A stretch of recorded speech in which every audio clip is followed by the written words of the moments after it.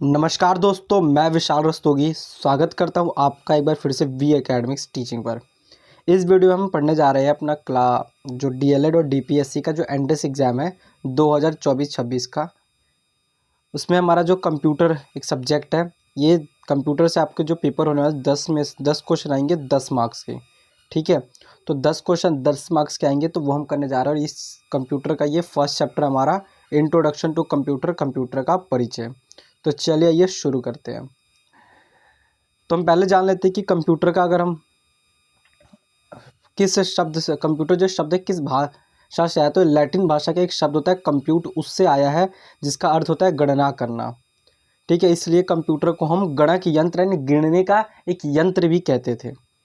लेकिन आज के टाइम में जो कंप्यूटर है वो एक इलेक्ट्रॉनिक उपकरण के रूप में काम करता है, जो कि डेटा को क्या करता है, स्वीकार करता है, उसे प्रोसेस करता है और फिर उसका हमें परिणाम प्रदान करता है। जो भी हम उसको कमांड देते हैं उसको एक्सेप्ट करेगा, फिर प्रोसेस करेगा, फिर हमको रिजल्ट देगा।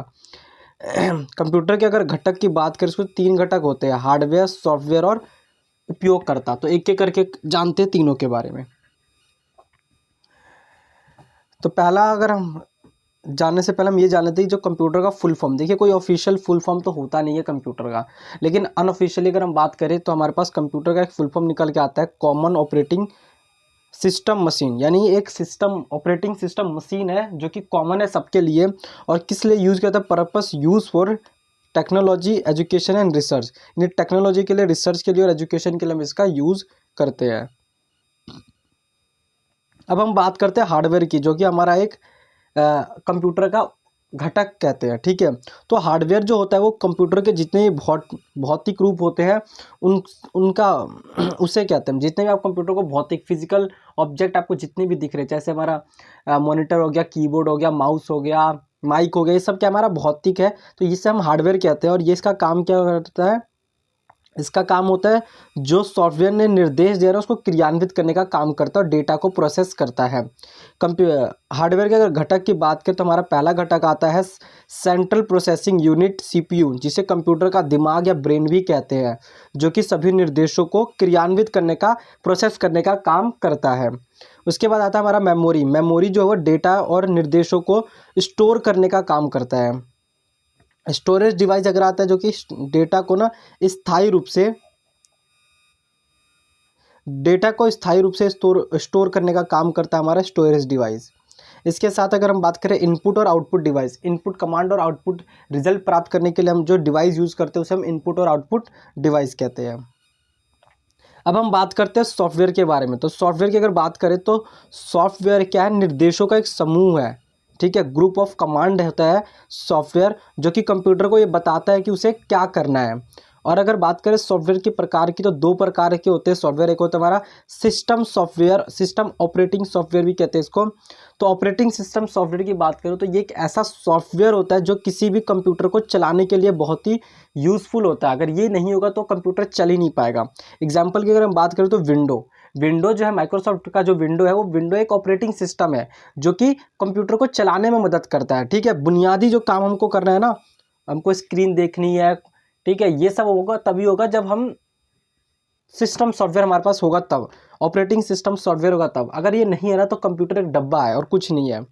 लेकिन जो हमारा एप्लीकेशन सॉफ्टवेयर होता है ये एक विशिष्ट कामों के लिए यूज़ किया जाता है। देखियो, विंडो तो हमारा है ही, विंडो ऑपरेटिंग सिस्टम है, लेकिन हम एमएस ऑफिस की अगर बात करें, एमएस ऑफिस जो है हमारा एक एप्लीकेशन सॉफ्टवेयर। अगर मान लो आपको डॉक्यूमेंट बनाना है या फिर एक्सेल शीट बनानी है, फिर पावर पॉइंट बनाना है, तब आप विंडो पे नहीं बनाओगे, बल्कि विंडो के अंदर हम क्या करेंगे, एक एप्लीकेशन सॉफ्टवेयर डाउनलोड करेंगे जो कि होगा हमारा एमएस ऑफिस, और फिर उसमें इन सब कामों को हम करेंगे। तो ये होता है हमारा सॉफ्टवेयर। अगर हम बात करें उपयोगकर्ता, तो उपयोगकर्ता कौन है, वह व्यक्ति जो कंप्यूटर का उपयोग कर रहा है वो हमारा उपयोगकर्ता है। यूजर को कहते हैं, जो भी यूज कर रहा है कंप्यूटर को वो उपयोग करता है।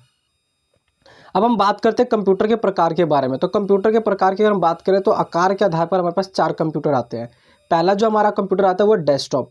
डेस्कटॉप जो कि बहुत ही छोटा आम चीज़ है और ज़्यादातर घरों और ऑफिस में, कार्यालयों में यही आपको देखने को मिल जाएगा। अगला जो हमारा आता है लैपटॉप। लैपटॉप जो होता है वो काइंड ऑफ एक कंप्यूटर ही होता है, लेकिन हम उसको पोर्टेबल होता है, उसको कहीं भी हम ले जा सकते हैं। ठीक है, ले और उसको हम चार्ज भी कर सकते हैं। अगर बैटरी, उसमें बैटरी लगी रहती है, उसको चार्ज करके दोबारा हम इसको बार बार यूज़ कर सकते हैं, लेकिन जो हमारा डेस्कटॉप होता है ना उसको चार्ज नहीं कर सकते। जब तक हम उसका यूज़ करते तब तक हम उसको पावर सप्लाई देनी पड़ेगी। अगला हमारा जो आता है टैबलेट। टैबलेट जो होता है वो भी एक काइंड ऑफ कंप्यूटर होता है, लेकिन वो छोटा होता है और टच स्क्रीन डिस्प्ले होती है उसकी, टच स्क्रीन डिस्प्ले होती है और फिर हम उसका यूज़ करते हैं। अगला जो हमारा होता है स्मार्टफोन। स्मार्टफोन भी एक काइंड ऑफ कंप्यूटर ही होता है जो कि छोटा होता है, ठीक है। तो ये हमारा हो गया आकार के आधार पर कंप्यूटर। अगर हम बात करें उपयोग के आधार पर कंप्यूटर की, तो हमारे पास 3 कंप्यूटर आते हैं। पहला हमारा पीसी आता है जो कि पर्सनल कंप्यूटर, व्यक्तिगत कंप्यूटर कहते हैं, जो कि व्यक्ति अपने उपयोग के लिए इस्तेमाल करता है। लेकिन हम अगर बात करें, अगला आता है हमारा सर्वर। सर्वर जो होता है ना वो कई उपयोगकर्ताओं द्वारा, अगर मान लो एक कंपनी है, छोटी सी मान लेते हैं कंपनी, इसमें 10-12 लोग काम कर रहे हैं और उनको डाटा चाहिए, तो वो एक सर्वर बना लेते हैं और वहीं से अपना डाटा को शेयर करते रहते हैं, ठीक है। तो ये होता है हमारा सर्वर। अगला हम बात करें तो मेन फ्रेम। मेन फ्रेम जो होता है ना ये बहुत बड़ा होता है। बहुत बड़े बड़े जो कंपनियां होती है, जैसे हम हमारा गूगल हो गया, अमेजोन हो गया, फ्लिपकार्ट हो गया, बड़ी बड़ी जाइंट कंपनियां होती है। इन लोगों को अपने डाटा को स्टोर करने के लिए, प्रोसेस करने के लिए, अपने काम धंधे करने के लिए मेन फ्रेम की आवश्यकता होती है, ठीक है, जो कि डाटा को प्रोसेस करते हैं, स्टोर भी करते हैं। तो ये हो गया हमारा कंप्यूटर के प्रकार। अब हम कंप्यूटर के उपयोग के बारे में जान लेते हैं। तो कंप्यूटर का उपयोग हम शिक्षा के रूप में करते हैं। हमारा जो जूम मीटिंग ऐप है या फिर गूगल मीट हो गया, ये भी काइंड ऑफ यूज़ है, और यूज़ है कंप्यूटर का, जो कि हम एजुकेशन में कर रहे हैं। उसके बाद हम बात करें व्यवसाय में, तो हमारे पास ई कॉमर्स वेबसाइट अगर मान लेते हैं, एप्लीकेशन भी ले लेते हैं, तो हमारे पास आ जाता है मीशो आ गया, अपना फ्लिपकार्ट, अमेजोन। ये क्या है, व्यवसाय के रूप में काम किया जा रहा है। मनोरंजन के रूप में हम जितनी फिल्म मेकिंग हो गई, छोटे मोटे शॉर्ट वीडियो हो गए, ये सब हम मनोरंजन के रूप में ही इसका यूज़ करते हैं कंप्यूटर के द्वारा। संचार में, कम्युनिकेशन में हम इसका यूज़ करते हैं। अगर मान लेते हैं चैटिंग ऐप हो गया, व्हाट्सएप पे, फेसबुक, इंस्टाग्राम, वी चैट और स्नैपचैट, ये सब चीज़ें क्या है, संचार कम्युनिकेशन के लिए उपयोग हो रहा है। अगला हमारा वैज्ञानिक अनुसंधान, साइंटिफिक रिसर्च में हम कंप्यूटर का यूज़ करते हैं। मेडिकल फील्ड में हम बहुत सारी चीज़ों का, जैसे हमारा कोरोना वायरस हो गया, उसको माइक्रोस्कोप से देखने के लिए भी हम इसका यूज़ करते हैं। इंजीनियरिंग के फील्ड में हम करते ही है कंप्यूटर का यूज़। तो ये हो गया हमारा यूज़ ऑफ कंप्यूटर। अब हम कंप्यूटर के फ़ायदे के बारे में बात करते हैं। जो कंप्यूटर के फ़ायदा है, पहला है वो हमारा कार्यकुशलता बढ़ा देता है। यानी कंप्यूटर जो होता है बहुत ही जटिल कार्य, कठिन से कठिन कार्य को बहुत तेज़ी और सटीक रूप से करता है, जिससे हमारे क्या होता है, समय और पैसे दोनों की बचत होती है।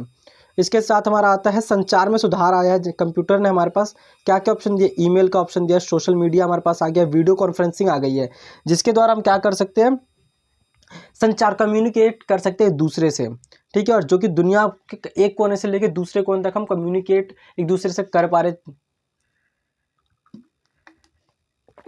अगला जो हमारा आता है शिक्षा और अनुसंधान में सहायक होता है। जो कंप्यूटर होता है तो एजुकेशन और रिसर्च की फील्ड में बहुत बड़ी महत्वपूर्ण भूमिका निभाता है, जो कि हमें जानकारी हमें उपलब्ध कराता है और हम उसको यूज़ करके अपनी प्रोडक्टिविटी बढ़ा पाते हैं, ठीक है। जैसे मान लीजिए आप पढ़ रहे हैं, तो काइंड ऑफ एक कंप्यूटर का यूज़ करके तो मैं आपको पढ़ा रहा हूँ, पीपीटी मैंने बनाया, फिर वीडियो रिकॉर्डिंग कर रहा हूँ, तो एक कंप्यूटर का ही यूज़ करके हम शिक्षा में इसका इस्तेमाल हम कर रहे हैं। मनोरंजन के रूप में अगर बात करें, तो मनोरंजन का एक साधन बन गया। जैसे हमारे पास कंप्यूटर जो गेम खेलने के लिए, फिल्म बनाने के लिए, संगीत बनाने के लिए और मनोरंजन के साधनों के रूप में भी हम इसका इस्तेमाल करते हैं कंप्यूटर का। अब हम नुकसान की बात करें, कंप्यूटर के क्या क्या नुकसान हो सकते हैं। तो एक तो आवश्यकता, निर्भरता बढ़ाता है। कंप्यूटर ने क्या कर दिया, हमको निर्भर बना दिया कंप्यूटर के ऊपर, और बिना कंप्यूटर के हमारे लिए काम करना क्या हो जाएगा, मुश्किल हो गया है। स्वास्थ्य समस्याएं हमको देखने को मिलती है। अधिक कंप्यूटर का इस्तेमाल करने से हमारे आंखों की रोशनी कमज़ोर हो जाती है। साथ ही साथ एक बार झुके रहने से हमारे गर्दन में थकान आती है और हमको मोटापा भी बढ़ जाता है। अगला जो नुकसान हमको देखने को मिलता है वो डेटा सुरक्षा के मामले में। कंप्यूटर जो होता है उसमें डेटा का ना, जो हम इकट्ठा स्टोर करके रखे हैं डेटा को, उसको चोरी भी हो सकता है, या फिर कंप्यूटर को हैक होने का भी खतरा रहता है, जिससे हमारा डाटा चोरी हो सकता है। अगला आ रहा हमारा सामाजिक अलगाव। कंप्यूटर ने क्या कर दिया, हमको सोशल लाइफ से ना हमको अलग कर दिया। हम सोशल मीडिया पे होना चाहते हैं, लेकिन सोसाइटी में नहीं होना चाहते हैं। तो ये हमारा बहुत बड़ा एक नुकसान देखने को हमको मिलता है। तो यह हो गया हमारा कंप्यूटर का एक बेसिक इंट्रोडक्शन था। अब हम थोड़े एक एमसीक्यू क्वेश्चन देख लेते हैं कंप्यूटर के। तो पहला क्वेश्चन आपकी स्क्रीन के सामने आ रहा है कि कंप्यूटर का आविष्कार किसने किया था। चार्ल्स बेबेज ने, एडा लवलेस, जॉन एंटानॉफ या बिल गेट्स ने। तो जल्दी से इसका आंसर दीजिए। आई होप इसका आंसर आपने दे दिया होगा। तो इसका आंसर है चार्ल्स बेबेज ने। तो कंप्यूटर का आविष्कार किसने किया था, चार्ल्स बेबेज ने किया था। दूसरा क्वेश्चन है हमारे पास कि कंप्यूटर का पहला उपयोग, सबसे पहले कंप्यूटर का उपयोग किसके लिए किया गया था? गणना करने के लिए, डेटा का संग्रहण करने के लिए, संचार के लिए, फिर मनोरंजन के लिए। तो फर्स्ट स्लाइड में आपको बताया था कंप्यूटर का इस्तेमाल सबसे पहले किस लिए किया गया था। तो कंप्यूटर का इस्तेमाल किस लिए किया गया था? गणना करने के लिए, कैलकुलेशन के लिए कंप्यूटर का इस्तेमाल सबसे पहले किया गया था। अब बढ़ते हैं अपने तीसरे क्वेश्चन की ओर। तीसरा क्वेश्चन है कि कंप्यूटर के मुख्य घटक कौन कौन से हैं? तो सीपीयू, पहला ऑप्शन है हमारे पास सीपीयू, रैम, एचएसडी या मॉनिटर। दूसरा ऑप्शन है कीबोर्ड, माउस, प्रिंटर, स्कैनर। तीसरा सॉफ्टवेयर, ऑपरेटिंग सिस्टम या एप्लीकेशन। और चौथा हमारा ए और बी दोनों। तो चलिए आंसर देखते हैं इसका। तो आंसर है ए और बी दोनों। ए और बी दोनों हमारा क्या है? आंसर है मुख्य घटक कंप्यूटर के। अब हम बात करते हैं कंप्यूटर का विभिन्न प्रकार। कितने प्रकार के कंप्यूटर होते हैं? पर्सनल कंप्यूटर, लैपटॉप, सर्वर या मेन फ्रेम कंप्यूटर। ठीक है, तो विभिन्न प्रकार की अगर बात है तो कौन सा कंप्यूटर होगा? ए बी सी सभी है इसका आंसर। सभी जो है कंप्यूटर के प्रकार आपने पढ़ा होगा, कंप्यूटर के आकार के आधार पर और उपयोग के आधार पर। तो लैपटॉप हमारा क्या है? आकार के आधार पर एक उपयोग गया, लेकिन मेन फ्रेम, सर्वर और पीसी हमारा एक उपयोग के आधार पर हो जाता है। कंप्यूटर प्रोग्राम क्या होता है? अगला क्वेश्चन हमारा, निर्देशों का एक समूह होता है जो कि कंप्यूटर को बताता है क्या करना है। डेटा का संग्रह होता है, या हार्डवेयर का एक टुकड़ा होता है प्रोग्राम। या चौथा ऑप्शन हमारे पास ए और बी दोनों। तो जल्दी से बताइए इसका आंसर। इसका आंसर हमारा ए, जो कि है कंप्यूटर सॉफ्ट प्रोग्राम जो निर्देशों का एक समूह होता है जो कंप्यूटर को ये बता रहा है कि क्या करना है। ठीक है, तो ये हमारा कंप्यूटर प्रोग्राम हो गया। अब हम बात करते हैं ऑपरेटिंग सिस्टम। ऑपरेटिंग सिस्टम क्या होता है? कंप्यूटर का सबसे महत्वपूर्ण सॉफ्टवेयर होता है। हार्डवेयर और सॉफ्टवेयर के बीच एक इंटरफेस का काम करता है। डेटा संग्रहण के लिए उपयोग किए जाने वाला एक सॉफ्टवेयर है।